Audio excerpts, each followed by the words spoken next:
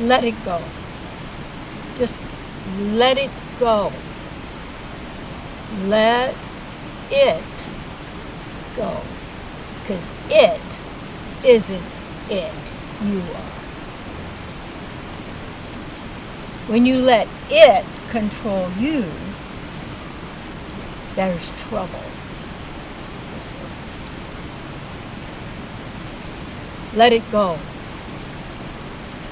You know, that's knowing the distinction truly between what's valuable and valueless. And it has to do with what is your intention? What is your experiment that you're doing? You see, mine, I always called the divine experiment, at least for me. It's what built my ministry and all my work and television and media, writing books, still is. To discover, realize, and actualize, demonstrating what is ultimately and absolutely possible to each and every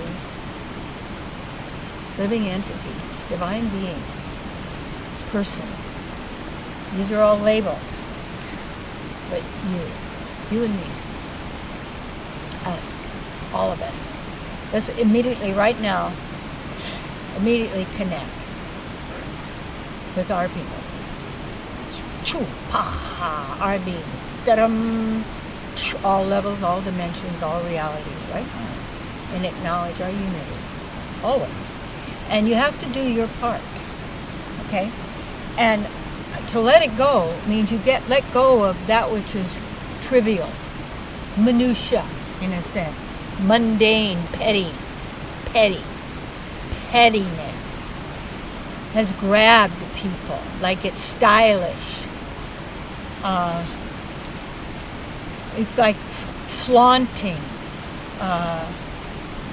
so much wealth and money in front of people that people have children and people losing sight of where the value is. And one of the ways to let things go is to actually have it. And because there was this wonderful teacher named Emmett Fox, and he wrote some wonderful metaphysical explanations of the teachings of Jesus, right? from the New Testament. And he wrote one, it was explaining like the Sermon on the Mount and that sort of thing. And it was really good because it was helping me to understand that in these stories and all these different paths and teachings, to be of value, it's a lesson for us that we can apply. And in the application, we are enriched and we are empowered because we are restored, our storage, our faculty, our abilities, we are aware of again. We have remembered ourselves, come back together, and let go of all of our fragmentation. You see, everybody's saying you're fragmented in this reality and that and that and that. No, that's not what I like. I'm not into fragmentation. No.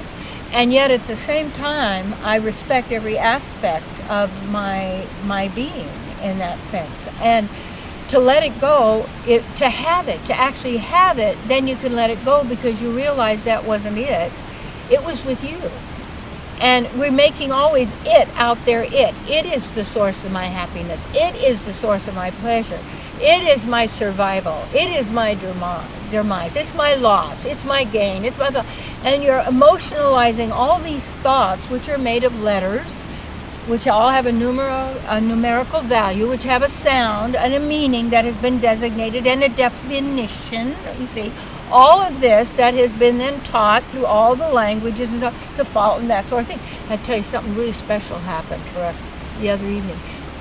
One of the things we like to do at the farm ashram where I live, Mount Shasta, or farm, is there's a porch, and then on the south side we'll put the sprinklers on, or for the little birds to play in it, and sometimes when they need, I have a little good, organic bird food and stuff like that, so a little bit they can have. But that's why there's flowers and all that kind of stuff in the yard. And this one little bird, I call her Birdie, and she's a jay, a blue jay, stellar jay, And she stayed there just for the last few months. She just decided she's adopted us and she lives there and everything. Well, the other evening, and it was still light out, but you know, twilight and everything, she comes over and she lands right on the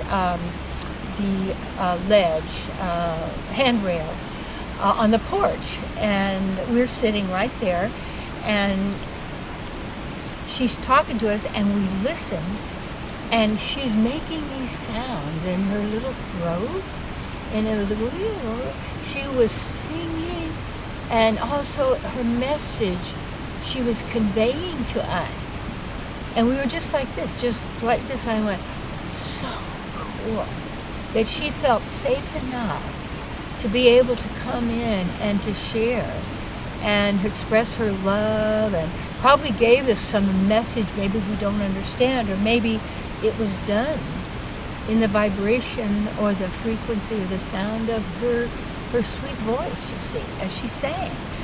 And we felt magnificent, you see, and of the most simple of all, and don't have to put the bird in a cage, because if you're bird friendly, they'll come to your house.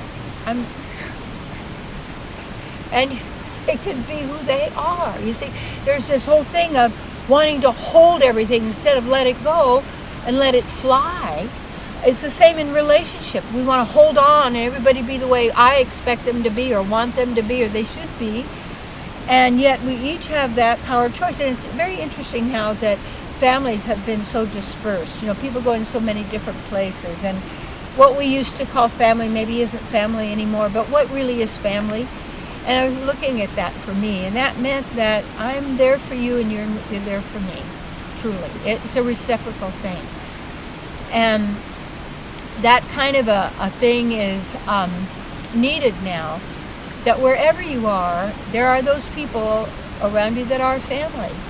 And it's important to build those kind of relationships where it's you're supportive of each other. And my teacher from India, Haridas Shastri Ji, Maharaj Babaji, but it's not, every old man in India is called Babaji, so say, oh, is this Babaji? No, but it's Haridas Shastri.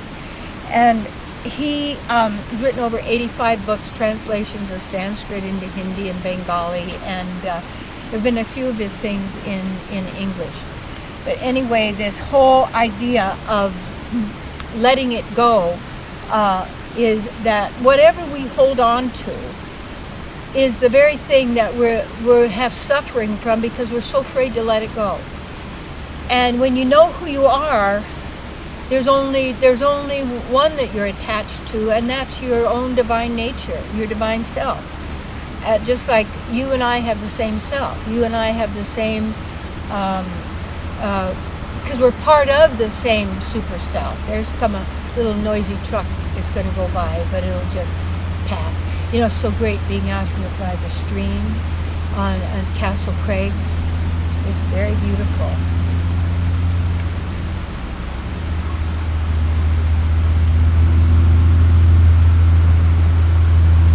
I was just going to let it go by. You're going to keep going? I was just going to let it go by. Because I stopped before it got noisy. Okay.